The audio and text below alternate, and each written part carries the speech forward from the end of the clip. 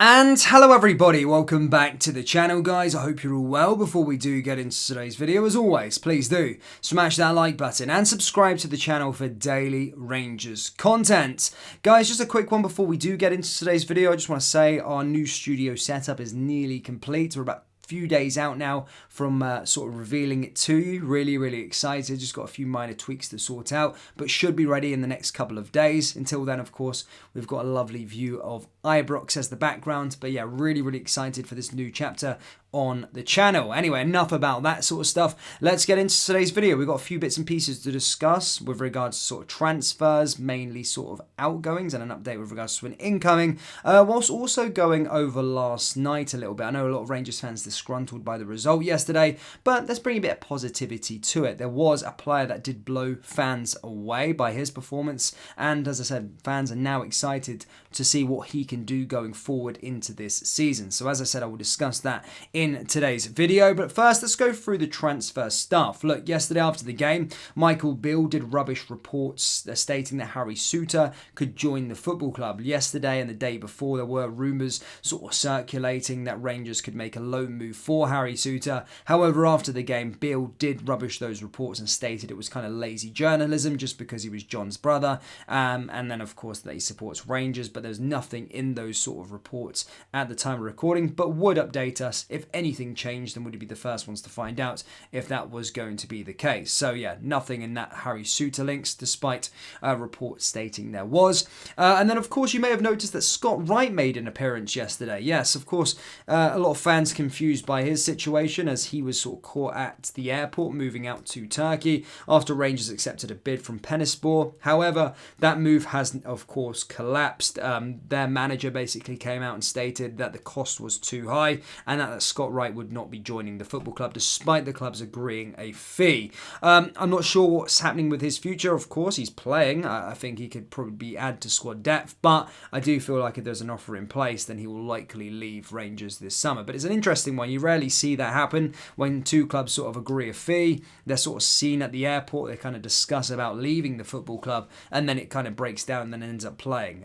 Very interesting situation. But as I say, it looks like Scott Wright will be staying at Rangers for the time being anyway. Now, on to the game yesterday. Of course, Rangers back to winning ways, which of course was the positive thing, which was the most important thing after the result against Kilmarnock at the weekend. But as I said in yesterday's match reaction, I did feel a little shortchanged as to what the result actually was. And actually looking at it, despite Rangers winning the game, I do feel Servette probably walked away from that game being the happier side. 2-1, taking it back to their home stadium with everything all to play for as the underdog. I can see why they were pretty buzzing with that result, considering they went down to 10 man as well.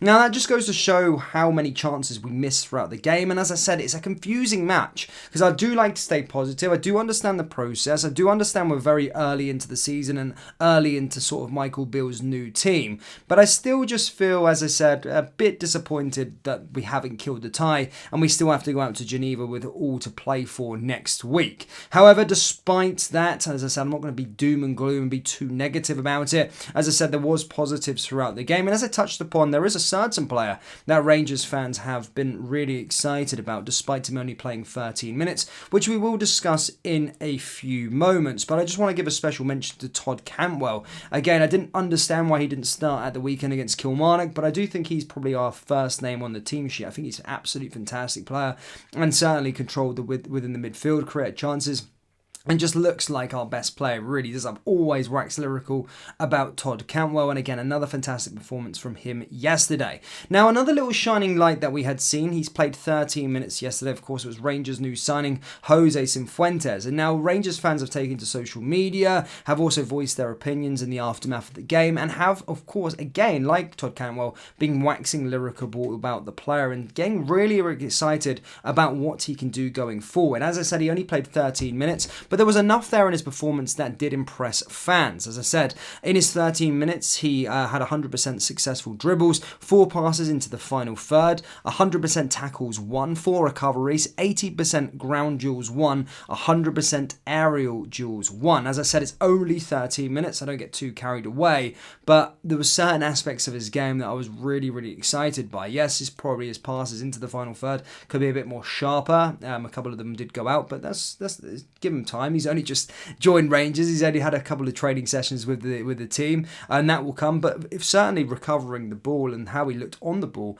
looked really, really exciting for me. And as I said, a lot of Rangers fans share that thought, as they have taken to social media to seriously laud him after his 13 minutes yesterday. So there were certain positives from yesterday's game, despite I said, as me saying that I walked away from it feeling shortchanged. But there is all to do, of course, next week as we go out to Geneva. We need to make sure that we win the clash and go into the playoff round, because I think it's going to be a completely different game to the one yesterday. They were, of course, down to 10 men. They had about 7 or 8 first team players, I think, out. I'm not sure why they had 7 to 8 first team players out, but apparently they'll have more of a stronger squad going into that home clash, and they're going to chuck the kitchen sink at it as the underdogs in front of a packed home crowd with it all to play for in the second leg. So we don't want to get caught out there. We need to make sure it's imperative that we get into the next round of the competition, which looks like it's going to be against PSV Eindhoven.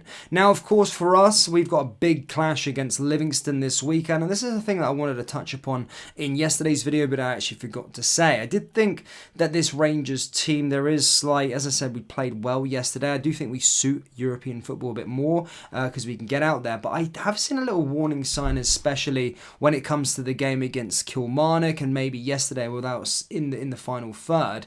I think this team may have a bit of teething issues at playing against the sort of Kilmarnocks of the league, the Livingstons of the league, the teams that sort of put 10 men behind the ball. I think we may have a challenge at breaking them down. I do feel that we need to work on that aspect of our game, and hopefully we're a bit more, we can create more and be more clinical in the final third when it comes to Livingston at the weekend, because we really can't afford to drop any more points within the league, despite it only being match day 1. We really can't, we need to go into this match and get 3 points, and I want to see a convincing display, and I want to see some of these issues that we've had in the first 2 games sort of ironed out. I know it's not going to be ironed out all at once, but certainly I want to see a lot better and a bit more clinical in front of goal. A lot of Dessers, Lammers have missed big chances. I know Dessers got off the score sheet, or got onto the score sheet yesterday, but again, fans are still reacting in a bit of a way in regards to him. Again, Michael Beale did stand up for the players, said they're new,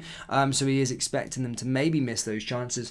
But as time goes on, I want them to be a bit more clinical, because their stats, really, Dessers and Lammers in particular, don't really back up that sort of goal-scoring prowess that we need at Ibrox. So hopefully, as I said, they can settle in and become a bit more prolific within the final third. But yeah, Rangers fans, that's all I've really got for you today. Do let me know your thoughts on Scott Wright. Do let me know your thoughts as well on Jose Cifuentes. Were you impressed as me and other Rangers fans? Do you think he's going to be a big player for us this season? Yes or no? Let me know down there in the comments section below. That brings us to the end of today's video. As always, please do smash that like button and subscribe to the channel for daily Rangers content. Thank you, and I'll see you all next time. Take care. Peace.